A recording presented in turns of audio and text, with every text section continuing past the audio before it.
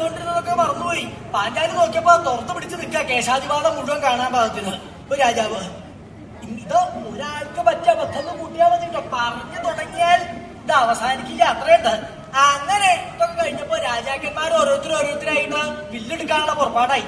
വില്ലെടുത്ത് ശരം പ്രയോഗിച്ച് ലാക്ക് ഛേദിച്ചാലേ പാഞ്ചാലിയെ കിട്ടുള്ളൂ എന്ന് പറഞ്ഞിട്ടുണ്ട്. താമസിക്കണ്ട, വേഗം പുറപ്പെടുക എന്ന് പറഞ്ഞ് രാജാക്കന്മാർ ഓരോരുത്തരായിട്ട് പുറപ്പെട്ടു. ആദ്യം നിസ്സാരന്മാരായിട്ടുള്ള രാജാക്കന്മാരാണ് പോവുകയുണ്ടായത്.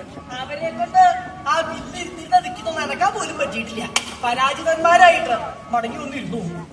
അത് കഴിഞ്ഞപ്പോ കേവന്മാര് ചേതി രാജാവ് ശിശുപാലൻ വന്നിട്ടുണ്ട് ബില്ലെടുക്കാൻ പാകത്തിന്. ശിശുപാലന്റെ എഴുന്നേൽത്ത് ഇങ്ങോട്ട് വരാം ഇവിടെയാണ് വില്ല് എടുക്ക. ശിശുപാലൻ അവിടെ പോയിട്ട് ബില്ലെടുക്കാൻ പറ്റാണ്ട് തിരിച്ച് അവിടെ വന്നിരുന്നു. അത് കഴിഞ്ഞപ്പോ മഗധ രാജാവ് ജരാസന്ധനാണ് ബില്ലെടുക്കാൻ പോയത്. ജരാസന്ധൻ ബില്ലെടുക്കാൻ പോയിട്ട് മറിഞ്ഞു വീണ് വായിലെ പല്ല് മുഴുവൻ പോയി. എന്തൊക്കെയോ പറയ്ക്ക് വായിലേക്ക് ഇടിച്ച് ജരാസന്ധൻ.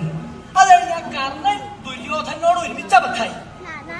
ഇങ്ങനെ വന്ന രാജാക്കന്മാർക്ക് ഒരാൾക്കും ബില്ലെടുക്കാൻ പറ്റില്ല എന്നുള്ള അവസ്ഥയായില്ലോ. അങ്ങനെ വന്ന സമയത്ത് ബ്രാഹ്മണര് ധാരാളം വന്ന് കൂടിയിട്ടുണ്ടാവും. ഒന്നും രണ്ടും അനവധി ഉണ്ട് ബ്രാഹ്മണരെ. അവര് അവിടെ ഇരുന്ന് പരിക്ക് തുടങ്ങി.